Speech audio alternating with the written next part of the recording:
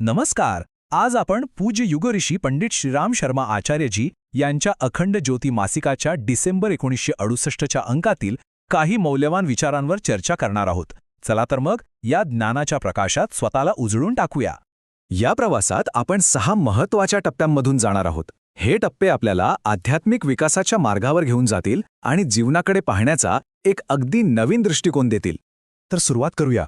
या शिकवणीचा मुख्य उद्देश काय आहे तो म्हणजे आपल्या दैनंदिन कर्मांपासून ते थेट आध्यात्मिक साक्षात्कारापर्यंतचा मार्ग कसा शोधायचा हे समजून घेणं.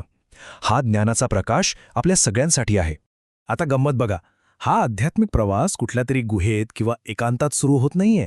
तो सुरू होतो आपल्या रोजच्या जीवनात, निस्वार्थ कर्माच्या माध्यमातून, म्हणजेच कर्मयोगाने.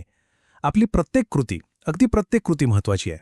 यातलं पहिलं आणि सगळ्यात महत्त्वाचं तत्व आहे ना, ते म्हणजे खरी सेवा फक्त इतरांना मदत करणं नाही, तर ती आपल्या आत्म्याला वर उचलते, आपलं चारित्र्य घडवते. ही आहे मदतीची सर्वोच्च पातळी.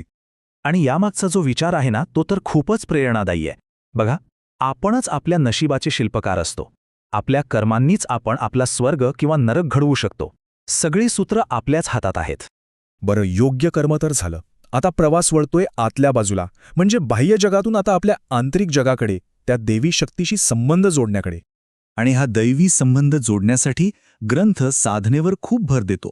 आता साधना म्हणजे नेमकं काय? तर दिव्य प्रेमाचा अनुभव घेण्यासाठी आणि स्वतःला ओळखण्यासाठी केलेली एकनिष्ठ, अगदी शिस्तबद्ध अशी आध्यात्मिक क्रिया. विशेषतः गायत्री साधनेला एक प्रचंड शक्तिशाली साधन मानलं गेलं आहे. आणि ही साधना 4 मजबूत खांबांवर उभी आहे. एक म्हणजे प्रामाणिक भक्ती, दुसरं म्हणजे विचार आणि कृतीतली शुद्धता, तिसरं दृढ शिस्त आणि चौथं म्हणजे निस्वार्थ हेतू. चला, आता आणखी खोलवर जाऊया या शिकवणीच्या अगदी मुळाशी आणि समजून घेऊया आत्म्याचं स्वरूप. आपण खरंच कोण आहोत या प्रश्नाचं उत्तर इथेच कुठेतरी दडलेलं आहे. हे जे लेख आहेत ना, ते आपल्याला एक खूप मूलभूत प्रश्न विचारतात. आपलं अस्तित्व फक्त या भौतिक शरीरापुरतं आहे का? आणि याचं उत्तर अगदी स्पष्टपणे नाही असं दिलं आहे. आणि हा फरक इथे किती छान स्पष्ट केला आहे बघा. शरीर काय आहे? तर एक तात्पुरतं वाहन. आणि आत्मा आहे त्या वाहनाचा शाश्वत चेतना असलेला चालक. हे कर्म आणि पुनर्जन्माचं चक्र आपल्याला दाखवून देतं की पुनर्जन्म हा काही अपघात नाहीये.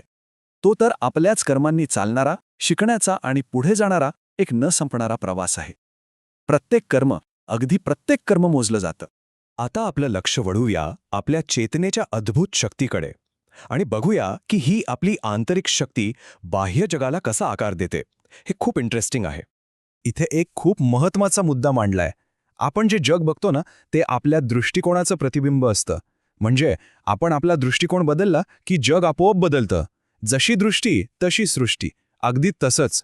तुम्हाला माहिती आहे का, हा ग्रंथ शाप आणि वरदान याकडे निव्वळ जादू म्हणून बघत नाहीये, तर त्याला एकाग्र मानसिक ऊर्जेचं विज्ञान मानतो. म्हणजे विचार करा, आपल्या विचारांचा आणि हेतूंचा किती खोल परिणाम होऊ शकतो.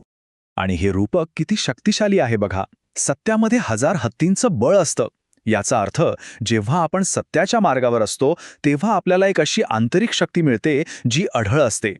तर आता आपण या प्रवासाच्या शेवटच्या टप्प्यावर आलो आहोत आणि हा टप्पा आपल्याला एक खूप आशादायक आणि तेजस्वी भविष्याची दृष्टी देतो. लेखक भविष्याकडे बघताना म्हणतात की आपला आध्यात्मिक वारसा समजून घेऊन या कालातीत सत्यांशी एक घट्ट नातं जोडून आपण संपूर्ण मानवतेसाठी एक उज्ज्वल आणि शांततापूर्ण भविष्य घडवू शकतो. तर या सगळ्या चर्चेचं सार काय? हा एक अगदी स्पष्ट मार्ग आहे.